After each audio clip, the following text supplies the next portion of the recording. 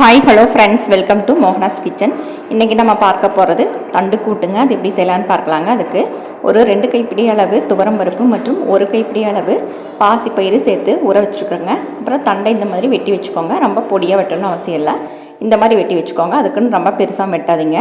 அதுக்கப்புறம் அந்த பருப்பு எடுத்து குக்கரில் சேர்த்துட்டு ஒரு அரை ஸ்பூன் சீரகம் சேர்த்துக்கோங்க. சீரகம் சேர்த்துட்டு அப்புறம் ஒரு பெரிய வெங்காயம் ஒன்று கட் பண்ணி வச்சுருக்கிற மாதிரி இந்த மாதிரி, அப்புறம் ஒரு தக்காளி ஒன்று, இது ரெண்டையும் வந்து கட் பண்ணி நம்ம ஊற வச்சுருக்க பருப்பு வந்து அது கூட சேர்த்துக்கலாங்க. சேர்த்துட்டு இது கூட நீங்கள் கொஞ்சமாக உப்பு போட்டுட்டு அதுக்கப்புறம் தேவையான அளவு, காரத்துக்கு தேவையான அளவு குழம்பு மிளகாய் தூள் சேர்த்துக்கிறேங்க. நான் 1 ஸ்பூன் தான் சேர்த்துக்கிறேன். அப்புறம் 1 ஸ்பூன் மல்லித்தூள் போடுறேன். அதுக்கப்புறம் வந்து ஒரு அரை ஸ்பூன் தனி மிளகாய்த்தூள் போட்டுக்கிறேங்க.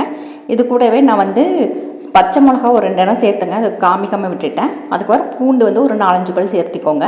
அப்புறம் நம்ம வெட்டி வச்சுருக்கிற தண்டு எடுத்து அந்த பருப்பு கூட போட்டுக்கலாங்க. போட்டுட்டு விசில் விட்டு ஒரு 3-4 விசில் விட்டுக்கோங்க. உங்களுக்கு வந்து எப்படி விசில் விட்டால் நல்லா மையம் வெந்து வருமோ அந்த மாதிரி விட்டுக்கோங்க. அதுக்கப்புறம் ஒரு மிக்ஸி ஜாரில் ஒரு அரை மூடி தேங்காய், அப்புறம் 1 ஸ்பூன் சீரகம், 1 ஸ்பூன் பெருஞ்சீரகம், அதாவது சோம்பு சேர்த்துக்கோங்க.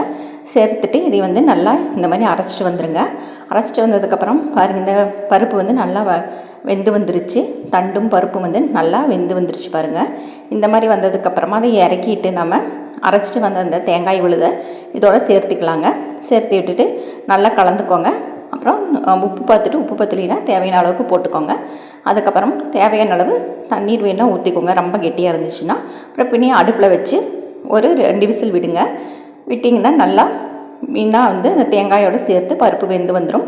அதுக்கப்புறமா ஒரு தாளிக்கிற கரண்டியை வச்சு அதில் கொஞ்சமாக எண்ணெய் ஊற்றி அதில் கடுகும் சீரகமும் சேர்த்து நல்லா பொரிய விடுங்க. பொரிய விட்டுட்டு இந்த இறக்கி வச்ச தண்டில் வந்து நம்ம இந்த தாளிப்பை வந்து சேர்த்துடலாங்க.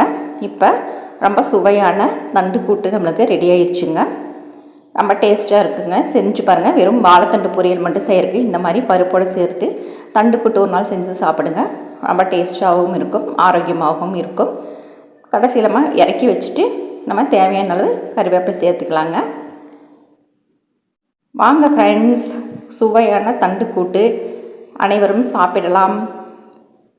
ப்ளீஸ் சப்ஸ்கிரைப் பண்ணுங்கள், ஷேர் பண்ணுங்கள், லைக் பண்ணுங்கள்.